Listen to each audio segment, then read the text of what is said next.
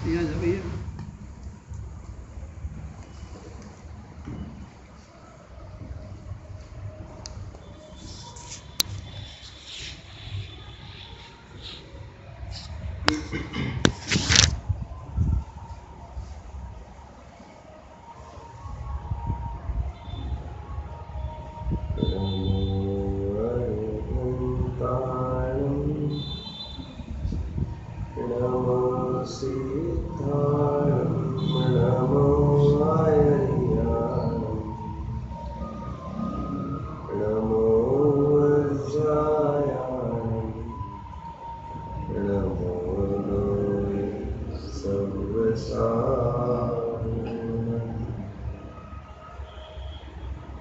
उत्तम क्षमा माधव आजव भावने,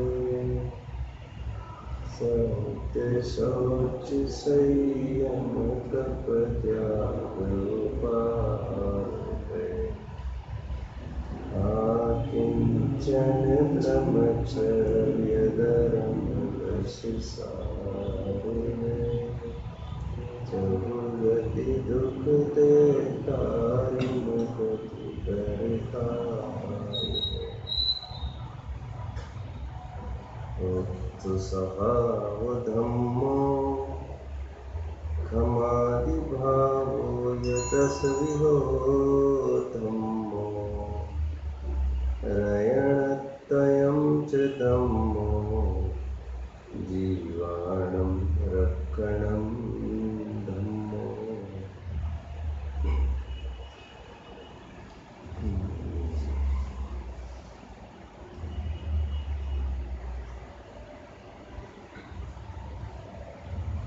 बहुव्योपति को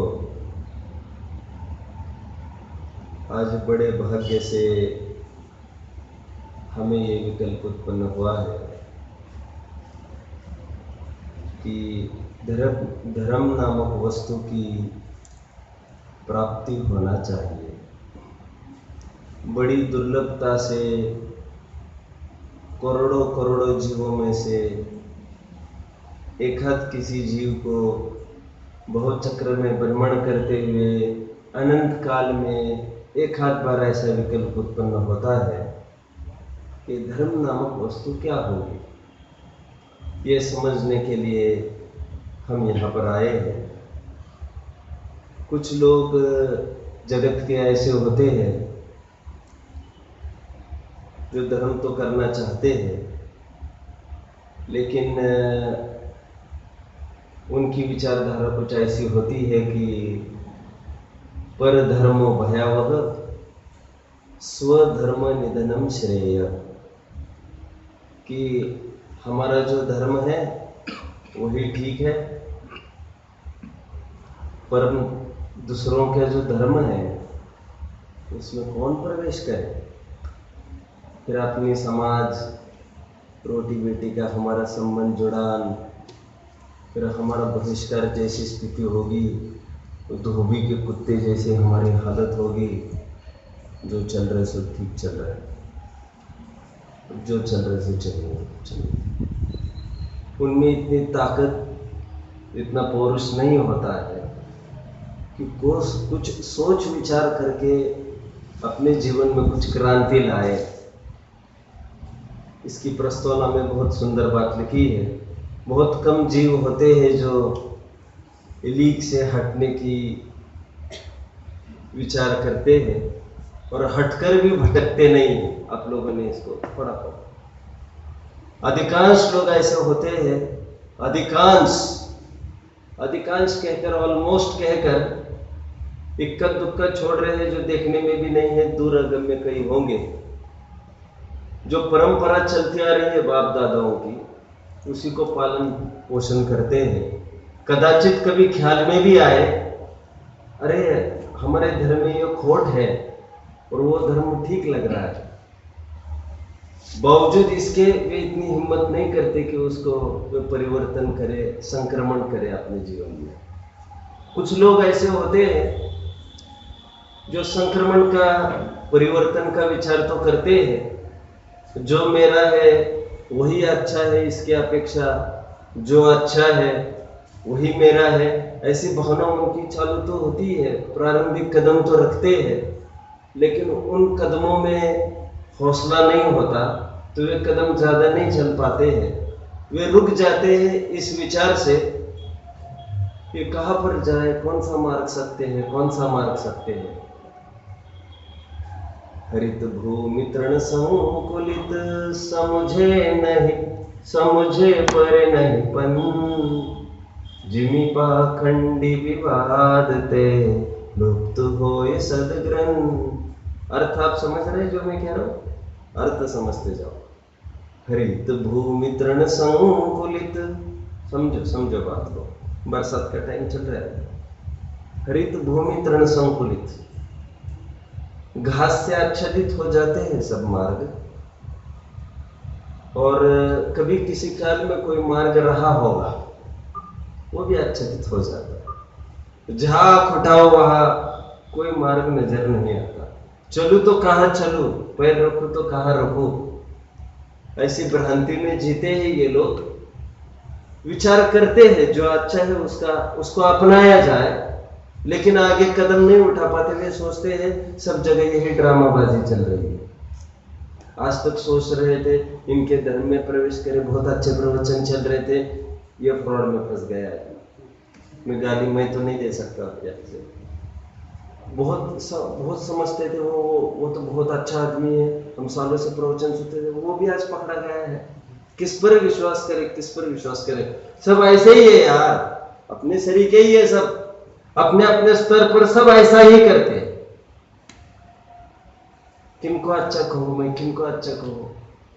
फिर वे कभी लोग ये सोचने लगते हैं धर्म कोई एक काल्पनिक वस्तु होगी क्या? फिर जो कोई कहते ही कहते हैं उस पर चलता तो कोई व्यक्ति दिखता नहीं है।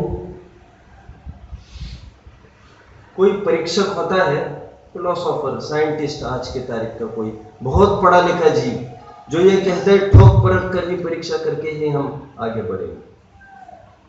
हमारे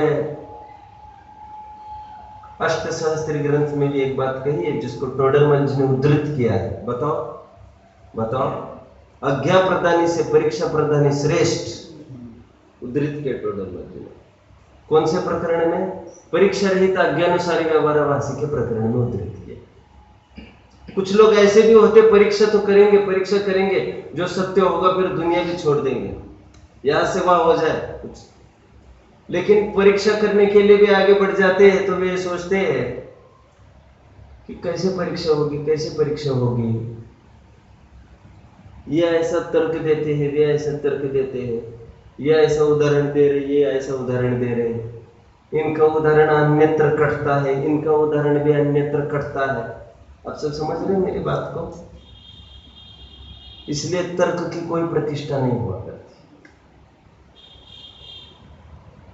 छंद आया, तर्को प्रतिष्ठा श्रुतयो विभिन्ना, तर्क की कोई प्रतिष्ठा नहीं है। इन्होंने अभी ऐसा तर्क दिया है, जैसे एग्जाम्पल,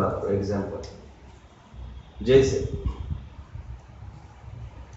समय सार की 39वीं से लेकर 43वीं गाथा तक के प्रकरण में शंका करने तर्क दिया।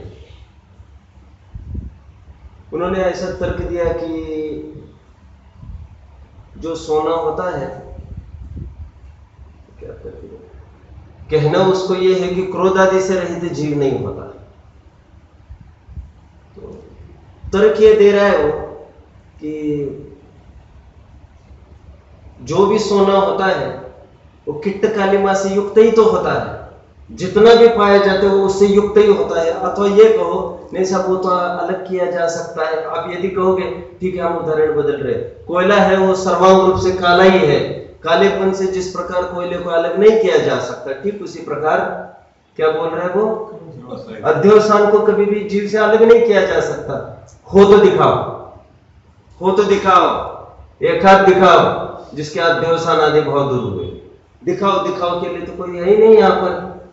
ये तर्क दिया उसने, और तर्क में क्या उदाहरण दे रहा है? जो बिल्कुल फिट हो रहा है, और फिट उदाहरण देकर अनफिट बात को फिट करने का प्रयास करता है, भ्रमित करता है। रामचंद्र स्वामी ने भी एक नया तर्क दे दिया। कहते जिस प्रकार ये सोना कभी भी स्वर्णत्व से रहित नहीं हो सकता, उसी प्रकार आत्मा कभी भी आत्म भाव से रहित नहीं हो सकता। और प्रत्यक्ष रूप से ये अध्योसन आदि भाव अलग देखे जा सकते अंदर अभी। अब वो तर्क तो माने न माने की बात है। कोई जीव इच्छुक हुआ है सच्चे धर्म के मार्ग को समझने के लिए, लेकिन वो भी आगे इसलिए नहीं बढ़ पाता क्योंकि ये ऐसा तर्क देते हैं, ये ऐसा तर्क देते हैं, हम किसकी माने। एक दूसरी बात ये है कि इनके ऐसे ग्रंथ है, इनके ऐसे ग्रंथ है, हम किसकी माने। इसमें भी दया का वर्णन है, उसमें भी दया का वर्णन है, क्षमा का वर्णन यहाँ पर भी है, क्षमा का वर्णन यहाँ पर भी है, यहाँ पर भी अनेकांत की चर्चा, यहाँ पर भी अनेकांत की चर्चा। अनेकांत की चर्चा लगभग सभी दर्शनों में। ब्रह्म पालने की आवश्यकता नहीं है कि जैन दर्शन नहीं है। ये बात दूसरी है, जैन दर्शन ने किस प्रकार प्रस्तुतिकरण किया है, जैन नेत्रों ने किस प्रकार प्रस्तुतिकरण किया। अरे इनके ग्रंथ में भी वही बात, उनके ग्रंथ में भी वही बात। और फिर मुनियों का भी कोई ठिकाना नहीं है। ये मुनि ऐसा बोलते, ये मुनि ऐसा बोलते हैं और कहते रहते कि दोनों मुनि प्रामाणिक है। फिर दोनों के वचन क्यों कटते, वचन क्यों कटते। ये बढ़िया जो चल रही है चलने दो। सूक्ष्मम तत्वम निहितम गुहायाम महाजनोयेन गता सपंथा। क्या क्या निष्कर्ष पर पहुंचते हैं वे लोग। महाजनोयेन गता सपंथा। अभी सोचो अपने माथे के बाहर की चीज है ये सब, अपन नहीं समझ सकते ये चीज। बड़े बड़े लोग जिस मार्ग पर चलते हैं, just follow, just follow. Todarmal ji ने 5वें अध्याय में थोड़ा सैंपल लिया है। बड़े बड़े लोगों को प्रवृत्ति करता देखकर ये भी प्रवृत्ति करता। ज्ञान में है आपके ये प्रकरण। सम्राट अशोक कितना परीक्षक होकर जैन अपन कहते कितने जनों ने गणेश प्रसाद जी वर्णी ने वैष्णव धर्म छोड़ा जैन मार्ग में। कितने जनों ने, फलाना ने श्वेतंबर धर्म छोड़ा दिगंबर में आया, फलाना ने ये किया, ये आ गए। और कौन हो गए? विद्यानंदी 1000 वर्ष पहले के सांख्य के शिरमोर आचार्य। और उन्होंने थोड़ा तत्व ज्ञान सुना जैन का, दिगंबर दीक्षा ले ली। हम ये उदाहरण दे देकर जैनत्व का प्रभाव डालते हैं, लेकिन कोई एक प्रवचन ऐसा भी कर सकता है। कैसा कर सकता है बोलो? अभी अभी उदाहरण दिया, सम्राट अशोक आजीवन जैन धर्म का पालन किया, फिर बौद्ध धर्म का अंगीकार किया। ये कोई बात नहीं हुई ना।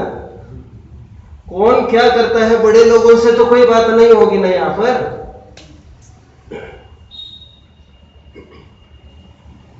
बहुत लोग फिर ये विचार करते हैं महाजनोयेन गता सपंथा, जो बड़े लोग जिस मार्ग पर चले उस मार्ग पर चलते चलो। अभी हम थोड़ा सा परीक्षण करते हैं कि सच्चा धर्म का स्वरूप क्या हो सकता है। ये बहुत बड़ी बात है कि धर्म जानने की जिज्ञासा उत्पन्न हमको हुई है। जिज्ञासा उत्पन्न होने के बाद यथार्थ मार्ग का चयन हमारे जीवन में हो। हम देखते हैं जैन ग्रंथ धर्म का क्या स्वरूप बताते हैं और फिर हम थोड़ी सी उसकी परीक्षा करेंगे। जैन ही बताते हैं, वही धर्म का स्वरूप क्यों समझना है। लेकिन जैन जैनेतरों की सबकी समझे ना, समझने में कोई आपत्ति नहीं है, लेकिन समय बहुत सीमित है, इसलिए कुछ स्थूल परीक्षा करके हमको आगे बढ़ना पड़ेगा। और स्थूल परीक्षा ये है, जिन्होंने धर्म को उपदेश दिया है उनकी तरफ देखो। देव शास्त्र गुरु, अब उस शास्त्र को तो देखने की बात नहीं है, उनको तो पढ़ने की बात है। देव और गुरु इनको स्थूल रूप से देखा जाए, जगत के जितने भी देव हैं उनको देखा जाए, वितरागी देव है उनको देखा जाए, और ऊपरी एक निर्णय करें कौन सुखी हो सकता है। स्थूल निर्णय करें। अब स्थूल निर्णय ऊपर से देखकर कौन सुखी दिखता है। फिर मुनिराज है, कोई परमहंस वाले मुनि है, कोई मुस्लिम वाले मुनि है, कोई श्वेतंबर वाले मुनि है, आदि आदि। सभी मुनियों को, दिगंबर वाले मुनि है, सभी मुनियों को एक साथ एक प्लेटफॉर्म पर खड़ा किया जाए। अब विचारा जाए, स्थूल निर्णय करे, क्योंकि हमारे पास ज्यादा टाइम नहीं है। हमें स्थूल निर्णय इसलिए करना है, क्यों करना है स्थूल निर्णय? स्थूल निर्णय एक बार हो जाए कि ये सच्चे हैं, तो फिर नेक्स्ट कदम क्या होगा हमारा? फिर इनके उपदेश को सुनो और फिर इनके उपदेश की परीक्षा करो। ठीक है। आदमी से वचन की परीक्षा होती है, यह भी एक देश सत्य कथन है। और वचन से आदमी की परीक्षा होती है, यह भी एक देश सत्य कथन है। टोडरमल जी ने 7वें अध्याय में इसको भी लिया, आपके ज्ञान में होगा। पुरुष की प्रामाणिकता से वचन की प्रामाणिकता, एंड वचन की प्रामाणिकता से पुरुष की प्रामाणिकता। कौन सा सही है? कौन सा सही है? बोलो। दोनों सही है। लोक में भी किसी के वचन से हम पुरुष की प्रामाणिकता करने लगते हैं, धीरे धीरे बहुत आजमाते हैं सालों, फिर व्यक्ति पर विश्वास हो जाता है। वचनों से, उनके कार्यों से व्यक्ति की प्रामाणिकता हो गई, और फिर एक बार व्यक्ति की प्रामाणिकता हो गई, एक बार मोदी को हमने सिलेक्ट कर दिया उस पोस्ट पर, उसके बाद जो जो वो कहे, पुरुष की प्रामाणिकता से वचन की प्रामाणिकता होती है। किसने कहा? उन्होंने कहा। उन्होंने प्रामाणिक पुरुष का नाम सामने आते ही वो ब्लाइंडली एक्सेप्ट की जाती है। ये मानकर कि वहां पर स्खलन नहीं हो सकता, क्योंकि उस आदमी को हमने परखा, और आदमी में खोट नहीं है, तो वो जो जो बोलेगा उसमें भी खोट नहीं है। और आदमी की परीक्षा कहां से करी थी?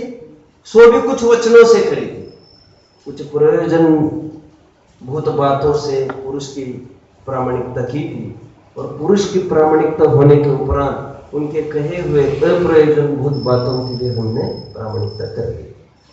कहां तक खड़ा हूं मैं ये कह रहा हूं, हम स्थूल परीक्षा करें।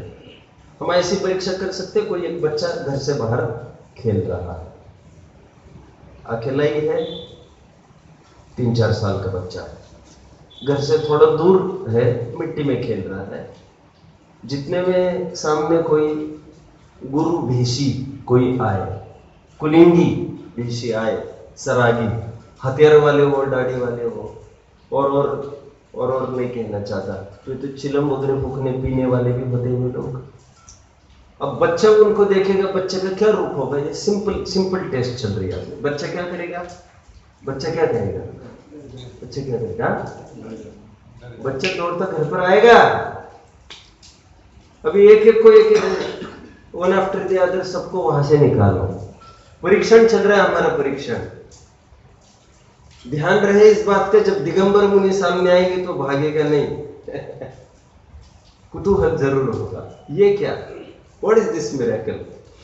जीवन में पहली दफे ये क्या देख रहा हूं मैं? ऐसा कैसे हो रहा है?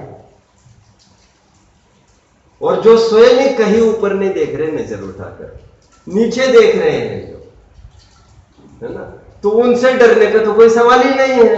डराने के लिए उनके पास ना कुछ है, ना ऊपर देख भी रहे, अपने अपने में मगन है। ये स्थूल परीक्षण हो।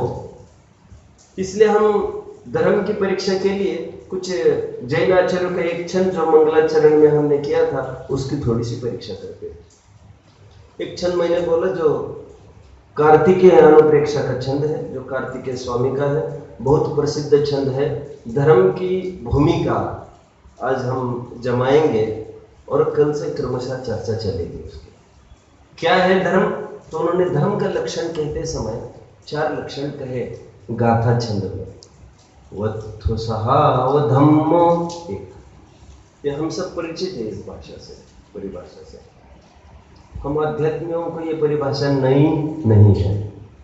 यहां तक कि सदाशिवदास जी ने रत्नकरण सावकाचार्य की वचनिका करते समय, देशयामि समीचीनम धर्मम कर्म निवरणम, वहां पर वचनिका लिखते समय धर्म की परिभाषाएं लिखी और उसका सुमेल किया है। किसी के ज्ञान में है, समन्वय किया है। किसी के ज्ञान में है, ज्ञान में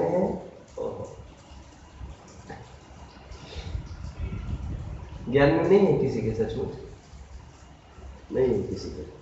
रत्नकरण सावकाचार्य का दूसरा छंद वचनिका। धर्म किसी गिरी पहाड़ पर नहीं रखा है, किसी महंत विद्वानों के चरणों में नहीं रखा है। धर्म कोई क्रय विक्रय की भी वस्तु नहीं है कि कुछ मोल देकर उसको खरीदी जा सके। बोलो आगे। धर्म किसी मठ मंदिर आदि में भी नहीं रखा है। बोलो। नग्नता आचरण में भी नहीं रखा है। बोलो। धर्म तो वस्तु का स्वभाव है। याद आ रहा है कुछ वहां का प्रकरण? किसी को याद आ रहा है? समन्वय किया उन्होंने धर्म की परिभाषाओं का। अभी हम मूल गाथा छंद देख रहे थे। एक पहला लक्षण बताया। क्या पहला लक्षण बताया धर्म का भैया? वत्थुसाहवधम्मो। अभी पहले काउंट करते हैं अपन, देखते हैं और फिर अपन सबका एनालिसिस करेंगे, समीक्षा समन्वय करते हैं। वत्थुसाहवधम्मो एक, क्षमादि भावो यो दस विहो धम्मो। सेकंड परिभाषा बोल रही है क्षमादि ये 10 प्रकार के धर्म, 10 विहो 10 प्रकार के धर्म है। 2 3 रयणत्रयं च धम्मो। तीसरी परिभाषा रत्नत्रय ही धर्म है। ये परिभाषा हम सबको परिचित है। सदृष्टि ज्ञान वृत्तानि धर्मम धर्मेश्वर अभितु। इतना तो क्षंत ज्ञान में होगा। धर्म की परिभाषा क्या बताई रत्नकरण सावकाचार्य ने? सदृष्टि ज्ञान वृत्तानि, सदृष्टि ज्ञान वृत्तानि सम्यक दर्शन ज्ञान चरित्र की एकता धर्म। तीसरी परिभाषा। चौथी परिभाषा जीवाणम रक्षणम धम्मो। दया मूल से धम्मो कहते हैं, आप लोगों ने ये भी सुना होगा। धर्म के 4 लक्षण हो गए। वैसे किसी भी लक्ष्य की प्राप्ति के लिए लक्षण अनेक नहीं हुआ करते, लक्षण तो कुछ एक ही हुआ करता है, नहीं तो वो लक्षण नहीं है, फिर उस लक्षणाभास है। या आप लोगों ने थोड़ा भाग में पढ़ा होगा लक्षण, लक्षणाभास। लक्षण वो कहते हैं, उसको कहते हैं जो नियम रूप से उसमें जाता है। जैसे अग्नि की परीक्षा करनी है, अग्नि किसे कहते हैं? जिसमें उष्णता पाई जाए उसे अग्नि कहते हैं। जिसमें धुआं पाया जाए, धुआं ये लक्षण नहीं है अग्नि का, धुआं ये लक्षण नहीं है, क्योंकि जहां जहां अग्नि है वहां धुआं होना जरूरी नहीं है, जरूरी नहीं है। यह धुआं नहीं है और ये सब अग्नि है।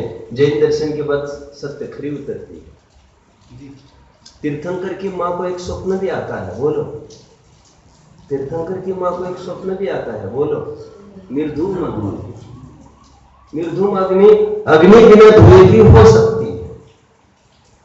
जहां जहां धुआं वहां वहां अग्नि, ऐसा तो हो सकता है, लेकिन जहां जहां अग्नि वहां वहां धुआं, ऐसा पलट कर व्याप्ति नहीं बैठती। सब तरफ से व्याप्ति बैठती है, ऐसी तो व्याप्ति उष्णता की ही बैठती। समझ में आया? नहीं, हमें तो बहुत आज तो आ रही है लेकिन आग तो यहां है नहीं, ऐसा कोई यदि क्लेम करे तो वो सत्य क्लेम नहीं है, क्योंकि आज है वही अग्नि, अग्नि है। आप सब समझ रहे हैं? आग ही यहां तक आ रही है। आगे बढ़ते हैं। 4 लक्षणों के समन्वय हम करेंगे। लक्षण 4 नहीं हुआ करते जब लक्ष्य एक है, लक्षण एक ही हुआ करता है, लेकिन 4 लक्षण दिए हैं। हम पहले लक्षण पर आकर खड़े होते हैं। वत्थुसाहवो धम्मो। परिचित होगा नए जीवों के हिसाब से मैं ले रहा हूं, आप मान के चलो। वस्तु का स्वभाव उसे धर्म कहते हैं। धर्म क्या है? वस्तु का स्वभाव। धर्म की एक परिभाषा अपन बनाते हैं, जो वस्तु के द्वारा धारण किया जाता है। क्या क्या परिभाषा बताई? थोड़ा थोड़ा उपयोग देना, अच्छे से उपयोग देना। मैं आपको एक प्रॉपर जेस्ट दूंगा, कुछ बियॉन्ड द पेजेस भी बात करूंगा, लेकिन आपका अवेयरनेस चाहिए। आपकी दृष्टि हटेगी फिर मजा नहीं आएगा। मैं ये कह रहा हूं, जो वस्तु के द्वारा धारण किया जाए जो धर्म है। ठीक है, ठीक है, ओके। वैसे रत्नकरण सावकाचार पढ़ा है? नहीं पढ़ा है आप लोगों ने? आपने पढ़ा है? अच्छा, आपने पढ़ा है? नहीं, कैसे हाँ कहे, दिक्कत ये है कैसे हाँ कहे, फिर कसौटी पर चढ़ना पड़ेगा, चढ़ना पड़ेगा। इसको कहते पढ़ के भी नहीं पढ़ा। सुबह प्रकरण चल रहा था ना, अरे पाकर खोया भगवान।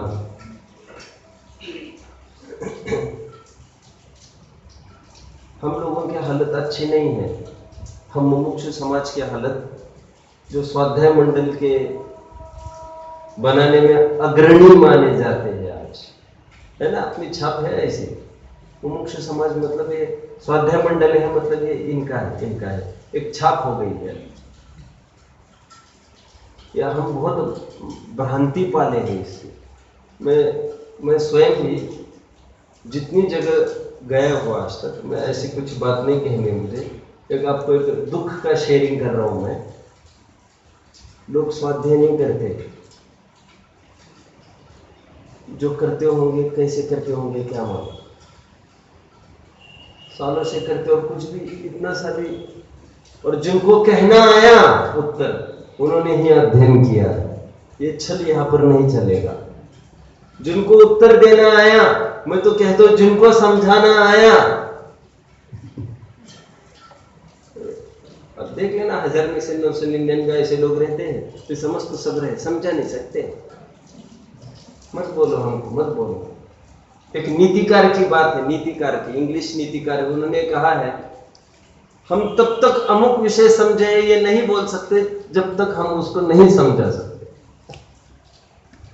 इसलिए मैं हमेशा कहता हूं जिनको विषय समझना है वो विद्वान बने, विद्वान बने वो गद्दी पर आए। समझाने के बहाने समझे, पढ़ाने के बहाने पढ़े। कहां तक खड़े थे अपन वैसे? कहां तक खड़े थे?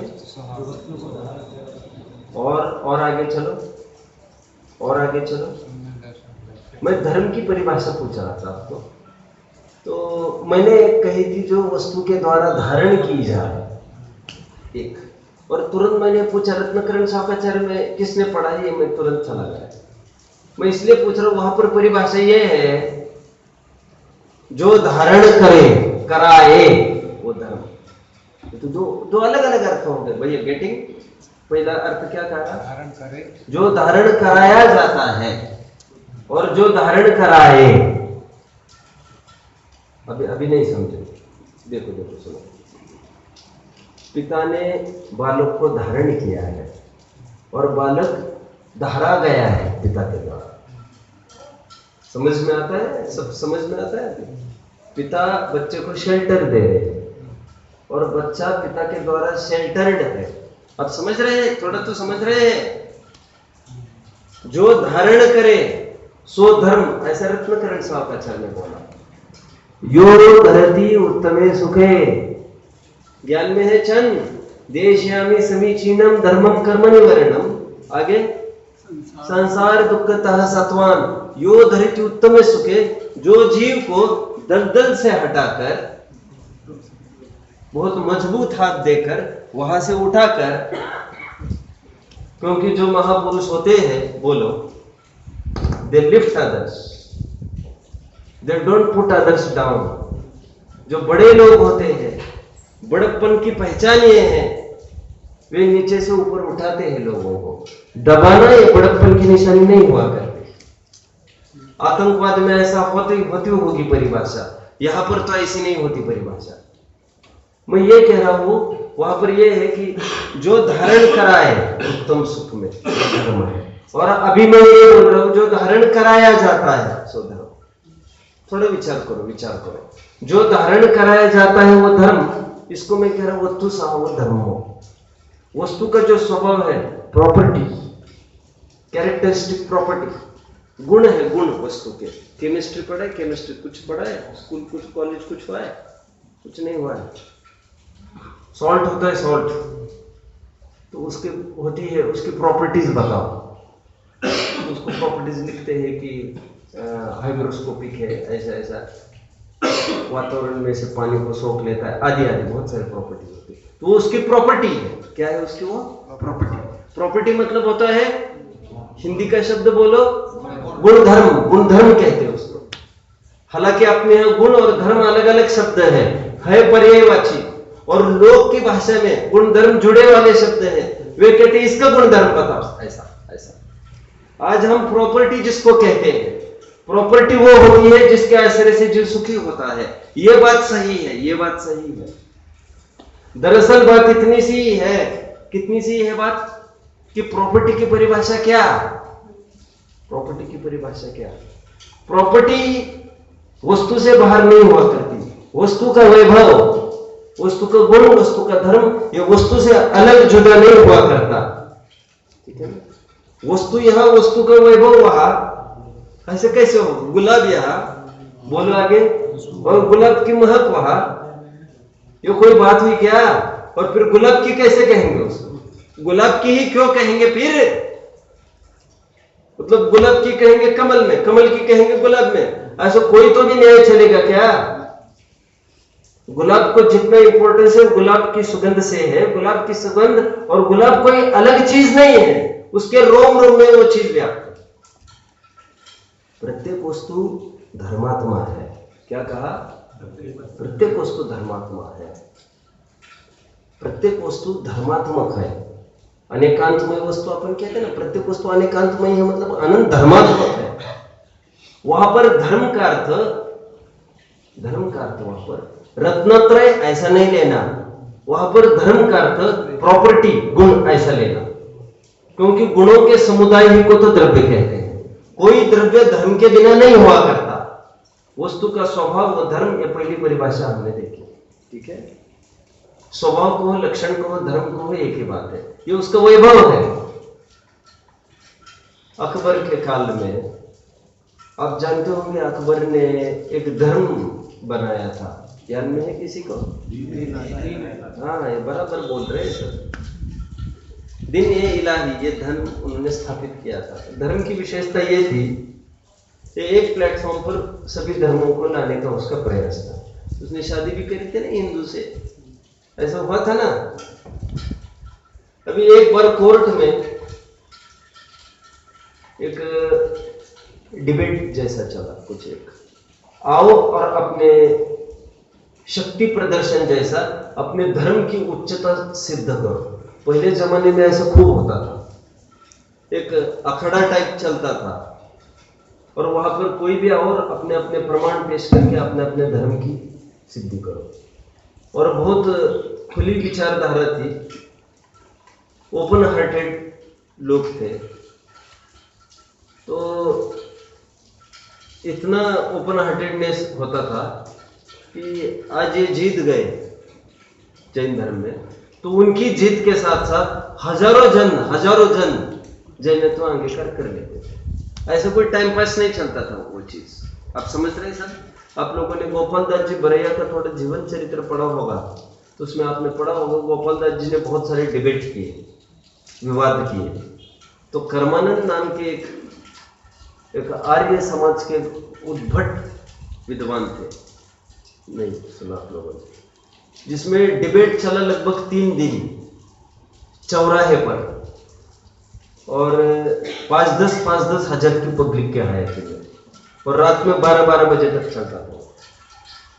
तो दिन का शेड्यूल बना था उसका कि इतना घंटा चलेगा। तो ये कर्मानंद जी ने, जब गोपाल दास जी जीत गए डिबेट, कर्मानंद जी जैनत्व अंगीकार करके फिर इन्होंने एक क्षुल्लक दीक्षा ली थी बाद में। ऐसा होता तो खूब होता था। अकबर के काल में भी ऐसा कुछ एक कोर्ट में उन्होंने घोषणा करी ऐसी, आइए अपने धर्म की सिद्धि करें। तो एक जन आया, हमारा धर्म बहुत चमत्कार वाला है, ऐसा है वैसा है। क्या है इसका अतिशय? इसका अतिशय ये है, अब देखो हम 10 मंजिल बिल्डिंग से ऊपर छलांग लगाएंगे, हमको कुछ नहीं होगा। ये धर्म का प्रताप। आए और अपना अपना धर्म का महात्म्य बताते जा। तो फिर कोई कील है, कील के बेड़ पर कोई नाच रहा है आदि। ये धर्म के महात्म्य। एक आदमी आया धर्म की परीक्षा देने, धर्म का बताने के लिए स्वरूप। उसने कागज का एक टुकड़ा लिया, माचिस जलाई और कागज जल गए।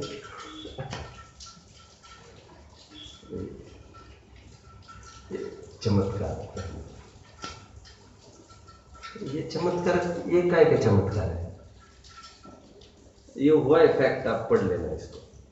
वैसे ये आदमी कौन होगा, मैं आपको पूछता हूँ, ये आदमी कौन होगा, आप विचार करो। तो उसने कोर्ट में ये कहा कि अग्नि जलाए, जो अभी आदमी आकर गया है बोले, और अग्नि पर नाच के गया है, 2 घंटे खड़े रहकर गया है आग पर, चमत्कार और धर्म का प्रताप कहकर गया है, वो धर्म का प्रताप नहीं है कहते।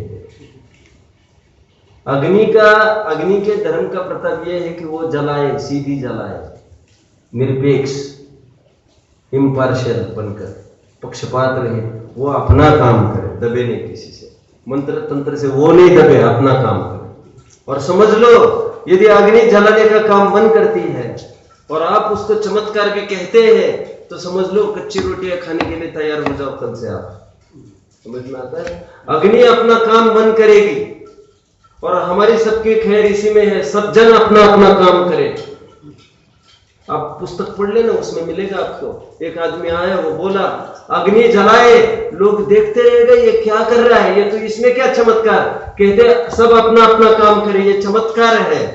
अग्नि जलाने का काम करती है, ये उसका वैभव है। आप बात को समझो, मैं किस बात को लेकर खड़ा हूं? वस्तु सामो वस्तु का जो कैरेक्टरिस्टिक प्रॉपर्टी। प्रॉपर्टी मतलब लोग में क्या कहते हैं? वैभव। प्रॉपर्टी मतलब मेरी ये प्रॉपर्टी। प्रॉस्पेरिटी का आधार स्तंभ प्रॉपर्टी, ऐसे मानते हैं। प्रॉस्पेरिटी समझते हैं? प्रॉपर्टी समझते हैं? प्रॉस्पेरिटी मतलब हमारे आनंद की पर्याय है, उसको प्रॉस्पेरिटी, उन्नति जिसको कहते हैं। और प्रॉपर्टी मतलब बाह्य वस्तु है, ऐसा लोक में कहा जाता है। लेकिन यहां पर ऐसा नहीं है। प्रॉपर्टी वस्तु से अभिन्न हुआ करती है। ये पहली बात हुई। जो वस्तु के द्वारा धारण कराया जाए वो धर्म एक।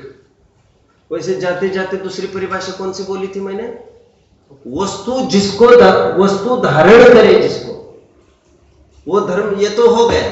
देखो सुनो, ज्ञान का एक धर्म, आत्मा का एक धर्म ज्ञान है। क्यों?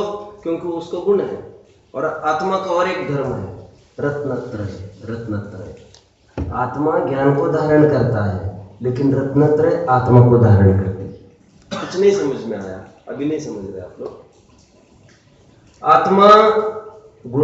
आत्मा ज्ञान को धारण करता है। धारे है कि नहीं वो? अरे है कि नहीं? माँ के गर्भ में बच्चा है, गर्भ धारण किया है कि नहीं उसने? माँ ने बच्चे को।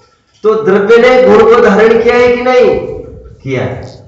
इसलिए वो धर्म है। लेकिन मैं दूसरी बात कह रहा हूं, द्रव्य गुण को धारण करता होगा, लेकिन रत्नत्रय द्रव्य को धारण करता है। ऐसे कैसे? वह रत्नत्रय जीव को उत्तम सुख में धारण करता है। समझ रहे हैं आप मेरी बात को? दो परिभाषाएं हो गई, जो धारण कराया जाता है, जो धारण करता है। ठीक है? ये पहली परिभाषा सर्वव्यापक है। वस्तु अपने अपने गुणों को धारण करती है, सर्वव्यापक है। रत्नत्रय जीव को उत्तम सुख में धारण करता है, यह सर्वव्यापक परिभाषा नहीं है। यह तो मोक्ष मार्गस्थ साधक जीवों को ही यह परिभाषा लागू होगी। आप समझ रहे हैं? लोग में कहते हैं ना, भैया मंदिर का ध्यान रखना, तो मंदिर तुम्हारा ध्यान रखेगा। समझ रहे हैं? हम ग्रंथों का ध्यान रखें तो ग्रंथ हमारा ध्यान रखेंगे। आप पकड़ रहे बात को? समझ रहे कि नहीं? हम मंदिर की रक्षा करेंगे, धर्मायतनों की रक्षा करेंगे, तो ये जिंदा रहेंगे धर्मायतन, तो हमारा सम्यक तो क्या अवसर भी बराबर बरकरार रहेंगे। हम इसकी रक्षा करें, ये हमारी रक्षा करेगा। आत्मा ज्ञान को धारण करता है और रत्नत्रय आत्मा को धारण करता है। उज्जवल परिणति, वो आत्मा को कहां धारण करता है? उत्तम सुख में धारण करता है। दलदल से निकालकर कहां धरता है? बहुत अच्छे प्लेस पे धारण करता है जीव को। समझ में आता है? निष्कंटक मार्ग पर आरूढ़ करता है। कौन? इसलिए उसको भी धर्म कहते हैं। धर्म की दो परिभाषाएं हुई। ओके, एक तो वस्तु साहो धम्मो, एक और एकदम तीसरी परिभाषा मैंने लाई, रयन तयन च धम्मो। अभी दूसरी परिभाषा खमादि भावो या दसवी हो धम्मो, इसकी भी चर्चा कर लेते हैं। और अंतिम परिभाषा बताई, जीवाणम रक्षणम धम्मो। ठीक है? वैसे जीव रक्षा लोक में प्रचलित इस रूप में है, पर रक्षा के रूप में प्रचलित है। व्यवहार का प्रचलन चलता ही है सब जगह। परमार्थ से आचार्य देव ये कहते हैं कि दूसरों की रक्षा कौन करता है? परमार्थ से। दूसरों की रक्षा परमार्थ से कौन करता है? जिन्होंने अपनी रक्षा करी वे दूसरों की रक्षा करते हैं। समझो बात को। कैसे? समुद्रभद्र स्वामी ने जैन दर्शन को एक नाम दिया है, सर्वोदय तीर्थ। क्या नाम दिया? सर्वोदय तीर्थ। सर्वोदय तीर्थ का क्या अर्थ है? वैसे सर्वोदय का क्या अर्थ है? Very good. एक एक्सप्रेस चलती है, सर्वोदय एक्सप्रेस, आप जानते हैं, रेल चलती है। ये जैनियों के मांग पर चालू हुई है मतलब वो नामकरण जैनियों के कहने पर हुआ है सर्वोदय। विनोबा भावे ने किया होगा प्रचार सर्वोदय का, लेकिन वो जैन की थीम है पूरी सर्वोदय। ये 2000 वर्ष पहले का शब्द है समनभद्र स्वामी का। जैन दर्शन के लिए क्या वर्ड डाला? सर्वोदय तीर्थ, ऐसा वर्ड डाला। अब मुझे तो ये कहना है, वहां पर प्रश्न उत्पन्न हुआ कि ये जैन धर्म को आप सर्वोदय कह रहे हैं, सर्वोदय मतलब सबके लिए कल्याणकारी कह रहे हैं, एक क्वेश्चन है हमको। क्या प्रश्न है? प्रश्न ये है, सबके लिए कल्याणकारी कैसे है ये जैन धर्म? तो इसमें क्या अखरने वाली बात क्या है? इसमें अखरने वाली बात क्या है इसमें? बोलो। जैन धर्म सबके लिए कल्याणकारी है, अखरने वाली बात क्या है? कुछ तो बोलो। दूसरे धर्म कल्याणकारी नहीं है, जैन धर्म तो कल्याणकारी नहीं, मैं ये कह रहा हूँ सबके लिए कल्याणकारी है। इसमें अखरने वाली क्या बात है? दुश्मन के लिए अखरने वाली बात ये है, वहां पर प्रश्न किया है, एक इंद्रिय, दो इंद्रिय, तीन इंद्रिय, असंगी को कैसे कल्याणकारी होगा ये जैन धर्म? प्रश्न खड़ा होगा। जायज है उसका प्रश्न? जायज, जायज। वहां पर का बात सत्य है तुम्हारी, लेकिन जरा विचार करो, उत्तर दे रहे आचार्य। संज्ञों के लिए सीधी कार्यकारी है ही, जैन संज्ञों का सीधा कल्याण होगा जैन शासन से, जैन उपदेश का। कैसे कल्याण होगा? सम्यक तो धारण करेंगे और इनडायरेक्टली उनका भी कल्याण होगा। उनका कैसे कल्याण होगा? अरे बाबा, जब तुम सम्यक्ति हो गए, तुम्हें जीव दया का ज्ञान होगा, उनका कल्याण हो जाएगा। अरे कोई अणुव्रत लेगा, अरे सुनो कोई महाव्रत लेगा, कितना जितना भी कल्याण हो रहा है, ये महाव्रतियों ने कितना कल्याण किया है, सब हिंसा ही का त्याग कर दिया। तुम सा दानी क्या कोई हो, जग को दे दी।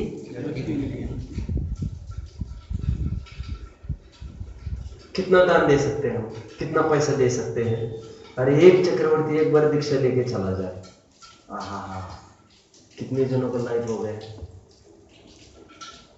एक चक्रवर्ती दीक्षा लेके चला गया, कितने जनों का लाइफ हो गया? अब बताओ। हजारों करोड़ों जनों की प्रॉपर्टी एक आदमी भोग रहा था, ऐसा ही था ना? 84 लाख हाथी, 84 लाख हाथी का मालिक एक आदमी है। और कितने घोड़े, कितने करोड़? 18 करोड़ के हैं, 18 करोड़ घोड़े। एक आदमी करोड़ों करोड़ों में एक एक आदमी को छोड़ रहा है। अब वो दीक्षा लेके जा रहा है। अब ये संपत्ति का क्या होगा? एंजॉय। संपत्ति का क्या होगा? इसे ले लो, तुम ऐश करो, बांट लो आपस में। एक आदमी दीक्षा लेके गया, एक आदमी कितनी गरीबी खत्म करके चला गया। आप समझ रहे हैं मेरी बात को? सर्वोदय तीर्थ कैसे कहा आपने? सब कल्याण, कल्याण तो इनका, अरे इनके जरिए उनका भी कल्याण होगा। हाँ, प्रॉपर्टी बराबर, गरीबी बहुत बढ़ रही थी, अभी इन्होंने दीक्षा ली तो प्रॉपर्टी इनके पास आ गए। अब मामला बदल गया है। क्या पहले भोग्य वस्तु थी कम, भोगता थे ज्यादा। अभी तो एक घट गया, एक नहीं घटा, वो एक जन हजारों को लेके जा रहा है। अभी हालत बदल गई है, अभी भोग्य वस्तुएं बढ़ गई है, भोगने वाला कोई नहीं रहा। इसको दे दी, ये निधिया दी है उन्होंने हमको। दो अर्थ हो गए, भगवान ने निधिया दी के दो अर्थ। एक अर्थ तो हम रोज क्या करते हैं, एक अर्थ हम जनरली क्या करते हैं, जब कोई दे दी जग की निधिया, अरे बोलो ना कोई, क्या अर्थ करते हैं? तुम सा दानी क्या कोई हो, जग को दे दी जग की निधिया। क्या अर्थ करते हैं हम? कुछ तो बोलो, कुछ तो बोलो। आत्मस्वरूप बताया आपने। हाँ, आत्मस्वरूप बताया। मैं दूसरा अर्थ करके दिखा रहा हूं। मैं ये कह रहा हूं, वास्तव में निधिया दी है उन्होंने। ये निधिया लोक की भी निधिया दी है उन्होंने। छोड़ के चले गए और साथ में हजारों करोड़ों को लेके भी चले गए। वो निधिया देकर चले गए, साथ साथ शिक्षा भी दे ही गए हैं। वे तो ये कोई भोग्य वस्तु नहीं है। जो भोग्य वस्तु उसको भोगने के लिए हम जा रहे हैं, वो विद्या तो दे के ही जा रहे हैं साथ साथ। कहाँ तक खड़ा हूं मैं तो ये कह रहा हूं, जीवाणम रक्षणम धम्मो, उसकी परिभाषा हम कर रहे हैं। जो स्वयं की रक्षा करता है वो अन्य जीवों की रक्षा कैसे करता है? जो स्वयं का हित करेगा वही जगत के हित में निमित्त भूत होगा। जो अपना कल्याण कर सकेगा वही जगत के कल्याण में निमित्त होगा। ठीक है, जो मुक्त हो वही तो दूसरों को मुक्त कर सकेगा। बंधे को बंधा मिले, बोलो क्या है? बंधे को बंधा मिले, बंधे को जब बंधा मिलेगा वो कैसे छोड़ेगा तुमको? छुड़ाएगा कैसे? और कर सेवा मुक्त की, और मुक्त की सेवा करेगा, सहज दे छुड़ाए। किसकी सेवा करना? मुक्त की सेवा करोगे तो मुक्त होगे। इष्टोपदेश का एक प्रसिद्ध छंद है, लिखा है, ज्ञानम ज्ञानी समाश्रय ददाति यत्तु यस्यास्ति। छंद किसी को ज्ञान में है, जिसके पास जो होता है वही वो दूसरों को देता है। ज्ञानी का आश्रय करने से ही ज्ञान मिलेगा, अज्ञानी का आश्रय करने से अज्ञान मिलेगा। मैं क्यों कह रहा हूं ये? मैं इसलिए कह रहा हूं, जो स्वयं की रक्षा करना जिसको आई वही दूसरों की रक्षा के लिए निमित्त भूत होगा। लोक में भी देखो, हम किसके प्रोटेक्शन में जाते हैं? जो स्वयं डरपोक हो उसका आश्रय कौन लेता है? कोई नहीं लेता है। जो एकदम मजबूत हो पीछे मुड़ के नहीं देखता, जिसको किसी के सहारे की आवश्यकता नहीं है, उसके सहारे के लिए बहुत जन आते ढूंढते ढूंढते। लोग का भी एक रूल है। कहां तक खड़े हम? वत्सु साहो धम्मो, एक ये परमार्थ की परिभाषा। दूसरी परिभाषा खमादि भावो दसव्यो धम्मो, ये 10 प्रकार के धर्म। तीसरी परिभाषा रत्नत्रय धर्म है। चौथी परिभाषा जीव की दया वो धर्म है। जीव की दया 2 रूप से अपन डाल रहे हैं। एक परमार्थ दया, अपनी आत्मा को आत्मा जिसने समझा वो परमार्थ दया करता है। और ऐसे जो परमार्थ दया करते हैं जीव, वे उपचार से दूसरों के भी दया में निमित्त होते हैं। उनके निमित्त सहजी जीवों का घात नहीं होता, फिर तो उपचार का भी परिभाषा की पूर्ति हो जाती है। अभी आइए खमादि भावो 10व्यो धम्मो, इसकी चर्चा करते हैं। क्रमशः 10 दिन हम इसकी चर्चा करते रहेंगे। क्षमा, मार्दव, आर्जव आदि आदि की चर्चा करेंगे। वैसे तत्वर सूत्र का एक सूत्र है, आपके ज्ञान में होगा, 90वें अध्याय का प्रकरण है। 90वें अध्याय में एक सूत्र है, कोई सूत्र बोलेगा? संवर का कारण क्या है? ऐसा प्रकरण है, संवर के कारण क्या है बताओ। सूत्र न बताकर अर्थ बताओ, सूत्र न बताकर अर्थ बताओ। गुप्ति, समिति, धर्म, अनुप्रेक्षा, परिषद, चारित्र, ऐसा एक आया सूत्र होगा। तीसरा सूत्र होगा। संवर किससे होता है? ऐसी बात आई, सॉरी दूसरा सूत्र है, दूसरा। तो उसमें बात है गुप्ति, समिति, धर्म की चर्चा अपने को करनी है। अनुप्रेक्षा, परिषद और चारित्र, इनसे संवर होता है। धर्म किसे कहते हैं?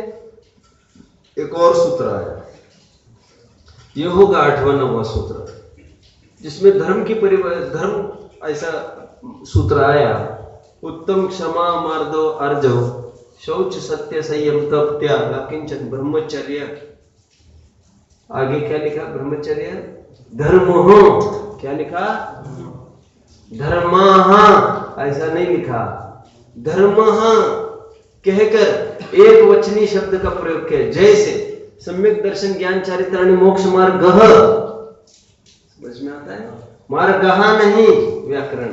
ठीक उसी प्रकार वहां पर भी उत्तम, क्षमा आदि 10 कहकर आगे धर्मा नहीं कहकर धर्म कहा। ये 10 अलग अलग धर्म्स नहीं है। मैं इंग्लिश में अभी स्पेल किया, हिंदी में स्पेल ही नहीं कर सकते कुछ। 10 धर्म्स नहीं है, बोलो 10 धर्म है। 10 धर्म है मतलब ये 10 एक ही धर्म के अलग अलग रूप है। एक ही व्यक्ति को, जैसे आद्यवाद है, एक से आद्यवाद है। वस्तु कथनचित भिन्न है, कथनचित अभिन्न है। आत्मा को ज्ञान, दर्शन, चारित्र भी कहा जाता है। है ना, सातवीं गाथा। व्यवहारेणुवदिस्सदी, बोलो व्यवहारेणुवदिस्सदी, बोलो। कोई नहीं बोलेगा सातवीं गाथा, समय सारखी गाथा।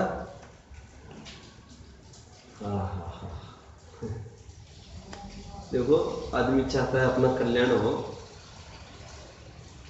कैसे कल्याण होगा, कैसे कल्याण होगा। टोडरमल जी ने एक प्रकरण लिया, शंका करने की शंका पूछी, उपदेश तो सभी सुनते हैं। याद आ रहा है प्रकरण, पुरुषार्थ से मोक्ष की प्राप्ति का प्रकरण। उपदेश तो सभी सुनते हैं। टोडरमल जी ने कहा उपदेश तो शिक्षा मात्र है, आगे बोलो, फल जैसा पुरुषार्थ करेगा वैसा होगा। कितना उसने प्रवचन को अपने में बिठाया है, फल उससे लगता है। प्रवचन में आकर कितना बैठा है, उससे फल नहीं लगता। यहाँ पर आना पुण्य कर्मोदय से हुआ है, लेकिन आपका जो तत्व निर्णय है वो किसी कर्म के उदय से नहीं होगा। बोलो, वो तो पुरुषार्थ से होता है, वो निमित्तों से नहीं होता। और वो होता है तो फिर निमित्त, तो फिर कहना ये पड़ेगा कर्म के क्षय क्षय होता है। आप समझ रहे क्या? यहां पर आना पुण्य कर्मोदय से हुआ, लेकिन आपका तत्व निर्णय, आपका सम्यक दर्शन ये किसी कर्म से नहीं होगा, ये आपके पुरुषार्थ से होगा। नहीं, सब यहाँ पर आने के लिए पुरुषार्थ भी तो किया ही है, और एक कार्य में तो सभी कारण मिलते ही है, पुरुषार्थ तो है ही। तो पुरुषार्थ आने के लिए पुरुषार्थ करता, बोलो आगे आगे कंप्लीट करो, बोलो। तो समझने के लिए भी पुरुषार्थ करता ना फिर, क्योंकि आया तो समझने के लिए ही था, फिर समझने के लिए क्यों पुरुषार्थ नहीं करता? समझ रहे? अगेन, समझ में नहीं आना, इसमें हमारा कोई दोष नहीं है। रिपीट करो। समझ में नहीं आना हमारा कोई दोष नहीं है। 19 सबको ज्ञान होता रहता है। अपने शिवभूति मुनि हमारे आदर्श बने हैं, राज कर रहे हैं हमारे हृदय मंडल पर। शिवभूति मुनि राज की जय हो, शिवभूति मुनि राज की जय हो। और हमारा कुछ ऐसा ही कुछ नंबर लग जाए। समझ में नहीं आना, इसमें हमारा दोष नहीं है। नेक्स्ट, समझने की जिज्ञासा नहीं रखना, इसमें तो हमारा ही दोष है। समझ रहे बात को? हम आपको जो टोकते हैं वो नहीं समझ में आ रहा है, इसलिए नहीं। आपने हमको क्यों नहीं पूछा? फिर आपको बताना चाहिए था, हमें समझ में नहीं आया। आपको गाड़ी रोक देते ना, रेलवे से कुछ चला गया, तुम्हारा आदमी पीछे रह गया, तो चेन पुलिंग करते कि नहीं करते? इतनी बड़ी ट्रेन सोचते हैं क्या 1000 आदमी की? अरे समझ में आ रहा है कि नहीं? खराब हाल है, बहुत खराब हाल है। स्वाध्याय करो। और विद्वान यहाँ आएंगे बाहर के, चले जाएंगे वे। 10 दिन का आपका भी टाइम पास होगा, विद्वान उसी मूड से आया होगा तो उसका भी टाइम पास हो जाएगा। लेकिन सच्ची उपलब्धि वो होती है कि 12 महीने की जो सभा चलती है उसमें कुछ इंक्रीमेंट हो गए। और उसमें इंक्रीमेंट मतलब कोई अटेंडेंस भरने की बात नहीं है। हमने मंदिर बांधा है तो यहाँ पर अपनी नहीं आएंगे तो कौन आएगा? अपनी सीढ़ी नहीं पहले चालू सुनेंगे तो कौन सुनेगा? ये फालतू बात नहीं करना। डोंट कंप्लीट द कोर्स, ये कोई कोर्स नहीं है आपका। आप आनंद की खेली करो, आनंद की क्रीड़ा करो। आप मैं कहाँ तक खड़ा हुआ आकर, मैं कहाँ तक खड़ा हूँ? क्षमा दिए, मैं ये कह रहा हूँ वस्तु भिन्न भी है अभिन्न भी है। मैं 7वीं गाथा कह रहा था, व्यवहारेणुवदिस्सदी नानिस्य चरित दंसनम नानि। ठीक है, क्या क्या अर्थ है इसका? व्यवहार से आत्मा, ज्ञान दर्शन चारित्र है। न तो निश्चय से जीव, और निश्चय से न ज्ञान है, न चारित्र है, न दर्शन है। क्यों? क्योंकि अनेक रूप नहीं है, निश्चय से अभेद एक रूप है। ठीक है, समस्त पर्यायों को पी बैठा है, ऐसा है। ठीक है ना? अभी तो उजाला है नहीं वैसे, लेकिन फिर भी टेस्ट करने में कोई हर्जा नहीं है। टॉर्च कहाँ गई मेरी? ओके, आप सब देख रहे होंगे वैसे, तो कुछ प्रश्न है? ठीक है, ओके। तो देखो ये कितने हैं भैया?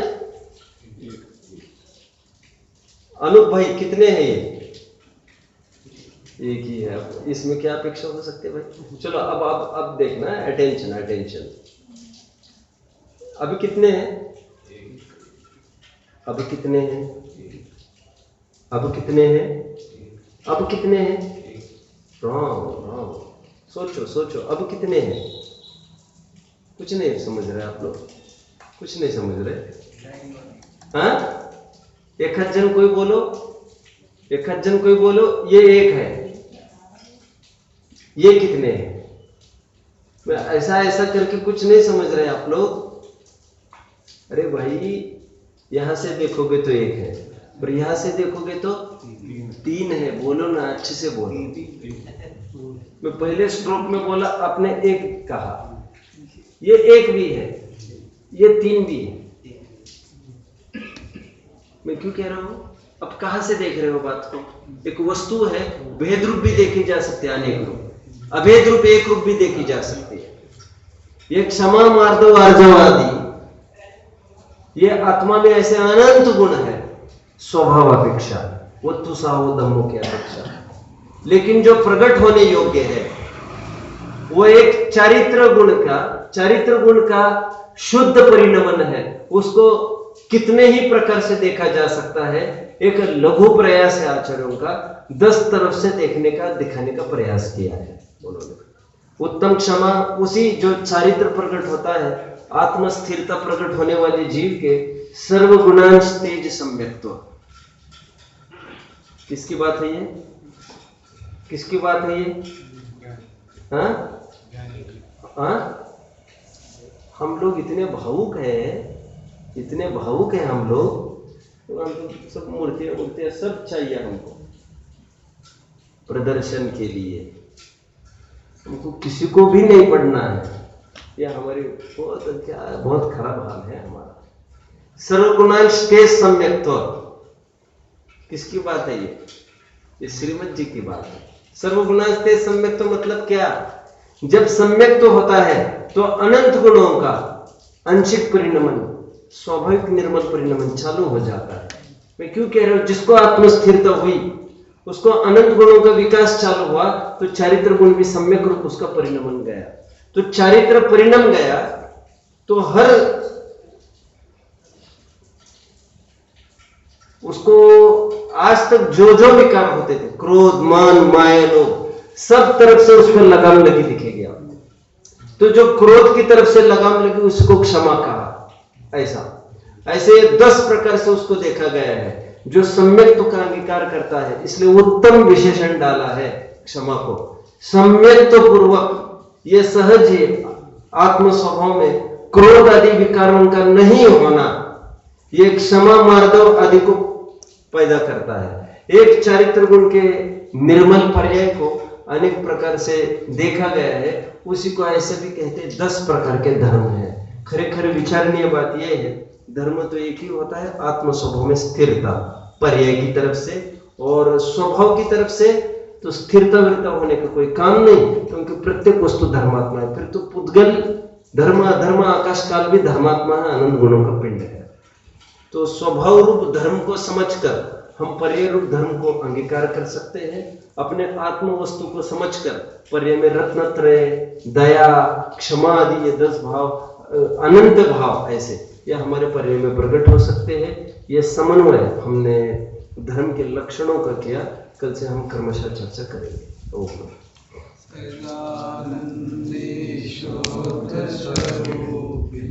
अविनाशी